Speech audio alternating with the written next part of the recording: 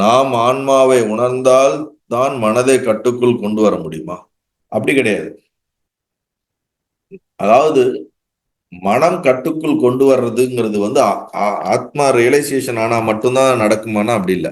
சில பிராக்டிசஸ் மூலியமாவும் நம்ம மைண்டை கண்ட்ரோல கொண்டு வரலாம். நம்மளுடைய லைஃப் ஸ்டைலை மாத்துறது மூலியமாவும் யமம், நியமம், ஆசனம், பிராணாயாமம், பிரத்யாகாரம், தாரணை, தியானம், சமாதி, இந்த 8 ஸ்டெப் சொல்றாரு. தத்துவபதத்துல சங்கராச்சாரியார் வந்து சமம் தமம் உப்பரமாக திதிக்ஷா, ஸ்ரத்தா, சமாதானம், அதுல ஒரு 6 ஸ்டெப். அப்பனா நம்மளுடைய லைஃப் அப்ரோச், நம்மளுடைய இந்திரியங்களுடைய கண்ட்ரோலு, பாடியோடைய இது, மைண்டு, இதுக்கெல்லாம் சில பிராக்டிஸ், சாதனைகள், லைஃப் ஸ்டைல், இதெல்லாம் நம்மளுடைய சிந்தனை, ஐடியாலஜி, தர்மம், அதர்மம், இந்த மாதிரியான விஷயங்கள்ல சில சேஞ்சஸ் ஏற்படுத்தினாலே ஓரளவுக்கு நமக்குள்ள பீஸ்ஃபுல்னஸ் வந்துடும். அது வந்து அந்த பீஸ்ஃபுல்னஸ் வந்து நம்ம லைஃப் நடத்துற அளவுக்கு பேசிக்கான பீஸ்ஃபுல்னஸ்க்குலாம் என்லைட்மெண்ட் இல்லாமலே நம்மளால லைஃபை ஓரளவுக்கு பீஸ்ஃபுல்லா எடுத்துட்டு போக முடியும். ஆனா அது முழுசா இருக்காது. மீன்ஸ் இன்னமும் ஏதோ ஒரு குறை இருக்கும். அததான் டிப்ரெஷன் ஆஃப் சக்சஸ்ன்னு சொல்லுவாங்க.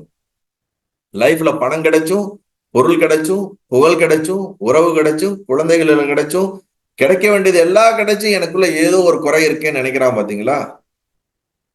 அந்த மாதிரி ராஜாக்களுக்கு தான் வந்து குருமார்களை தேடி போவார்கள்னு சொல்லுவாங்க.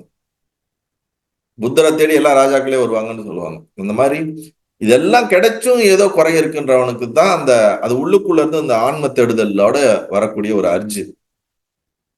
புரியுதுங்களா? அந்த அர்ஜி வந்து ரியலைசேஷனாலதான் ஸ்டாப் ஆகும்.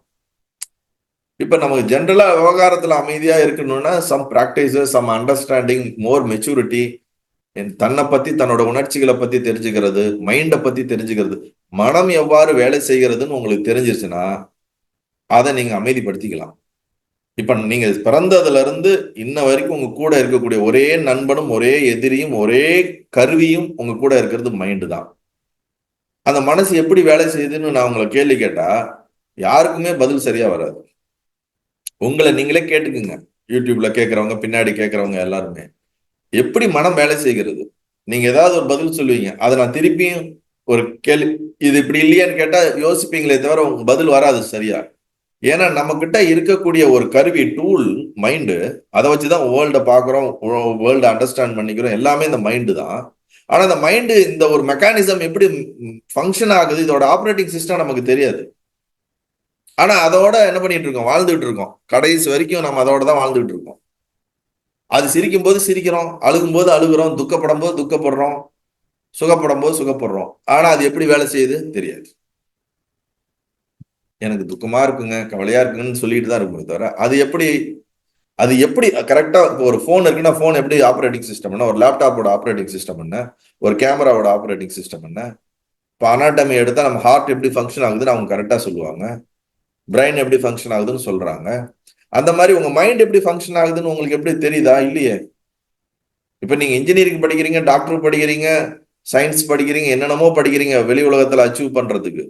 அதெல்லாம் அச்சீவ் பண்ணி கிடைக்கிறத வச்சு நிம்மதியா வாழ்றதுக்கு மைண்டை பத்தி எங்க படிக்கிறீங்க? யார் சொல்லி தராங்க?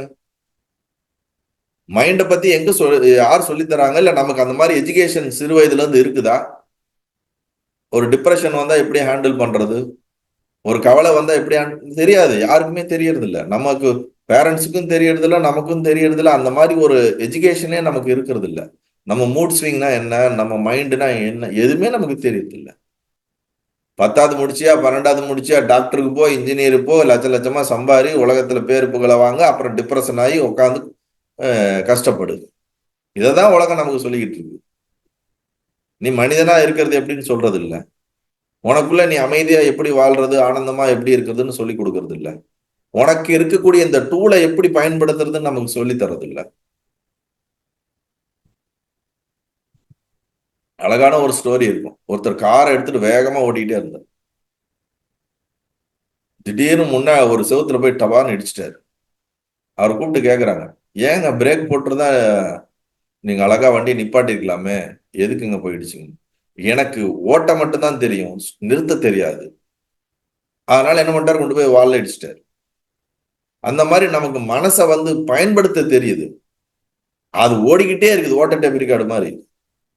ஆனா அது ஸ்டாப் பண்றதுக்கோ அதை ரெகுலேட் பண்றதுக்கோ அதை நிப்பாட்டவோ தெரியலனா நம்ம என்ன பண்றோம், போய் போய் முட்டிடுறோம்.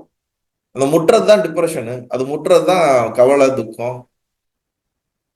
ஒரு காரை பயன்படுத்தினா அதனோட எல்லா மெக்கானிசம் தெரியுற மாதிரி நம்ம மைண்டோட மெக்கானிசம் தெரியலன்னா அப்புறம் நம்ம லைஃப்ல எங்க போய் நிம்மதியா வாழ முடியும்? நான் ரியலைசேஷனுக்கே போல. ரியலைசேஷன் அதுக்கு அடுத்த ஸ்டேஜ்னு வச்சுக்கோங்க. லைஃப்ல அன்றாடமா சுத்தி இருக்கிற மனிதர்களோட ஒரு நிம்மதியா வாழ்றதுக்கு உண்டான பேசிக்கான மெச்சூரிட்டி நமக்குள்ள டெவலப் பண்ணலைன்னா நம்ம வாழ்ந்து என்னத்தை சாதிக்க போறோம்? அது பணமோ பொருளோ எதுவும் யூஸ் கிடையாது. அதனாலதான் நான் சொல்றது, உங்களை பத்தி தெரிஞ்சுக்குங்க. என் மனசோட நான் எப்படி நிம்மதியா வாழ்றதுன்னு பழகிங்க. அப்பதான் பக்கத்துல இருக்கிற கணவன் மனைவியோட குழந்தைங்களோட நிம்மதியா இருக்க முடியும். உங்களோடயே உங்களால நிம்மதியா இருக்க முடியல, ஏன்னா பக்கத்துல இருக்கவங்களோட சுத்தி இருக்கவங்களோட எப்படி நிம்மதியா இருக்க முடியும்? நம்மளோட இரிட்டேஷன், நம்மளுடைய கோவத்தை எல்லாம் அவங்ககிட்ட கத்திக்கிட்டு இருப்போம். அவங்க அவங்களுடைய கோவத்தை, இரிட்டேஷன்லாம் நம்மகிட்ட கத்துவாங்க. நம்ம 2 பேரும் மாத்தி மாத்தி என் எரிச்சல் எல்லாம் உன் மேல கொட்டுற, நீ உன் எரிச்சலாம் என் மேல கொட்டு, வாந்தி மேல வாந்தி எடுத்துக்கிட்டு இருக்கோமே தவிர, நான் எனக்குள்ள பீஸ்ஃபுல்லா இருந்தா என்ன சுத்தி இருக்கிற 4 பேர்த்த பீஸ்ஃபுல்லா வச்சிருக்க போறேன். அதான முன்னாடி பகவான் சொல்றாரு, அவன் ஞானியானவன் உள்ளுக்குள்ள அமைதியா பூரணமா இருக்கிறான். அவன் இருக்கிறனாலே அவனை சுத்தி அவனுக்கு அந்த எனர்ஜியா அவன் கிரியேட் பண்றான். நமக்குள்ள ஒரு நிலையற்ற ஒரு ஒரு ரெஸ்ட்லெஸ்னஸா இருந்துகிட்டே இருந்தோம்னா நம்மளை சுத்தி அந்த ரெஸ்ட்லெஸ்னஸா எப்படிலாம் வைப்ரேட் பண்ண முடியுமோ வைப்ரேட் பண்றோம். நம்மளை நம்ம நிம்மதியா ஹாப்பியா வச்சுக்கிறதுக்கு முதல் லைஃப்ல முயற்சி பண்ணி அதை ட்ரை பண்ணுங்க. அதுக்கப்புறம் ஞானத்தெல்லாம் பார்த்துக்கலாம்.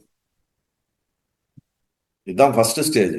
இது இல்லாம நீங்க ஞானத்தை போயிட்டு நான் அதை அடைய போறேன் இதை அடைய போறேன்லாம் எல்லாம் அதெல்லாம் ஏட்டு சுரக்காதான். மைண்டை பத்தி முழுசா தெரிஞ்சுக்குங்க. அதுதான் ஃபர்ஸ்ட் தேவை. ஆன்மாவை உணர்ந்தால்தான், இந்த கேள்விக்கு நான் எங்கெங்கயோ போயிட்டேன். நாம் ஆன்மாவை உணர்ந்தால்தான் மனதை கட்டுக்குள் கொண்டு வர முடியுமா என்றால் அப்படி கிடையாது. ஓரளவுக்கு பக்குவம், தெளிவு, சாதனைகள், லைஃப் ஸ்டைல் இதன் மூலியமாவே மனதை கட்டுக்குள் கொண்டு வரலாம். ஞானம் இல்லாமல் இருந்தா கூட மனதை ஓரளவுக்கு அமைதிப்படுத்தலாம். 100% நாட் பாசிபிள், 90 to 95% பாசிபிள். நல்லது.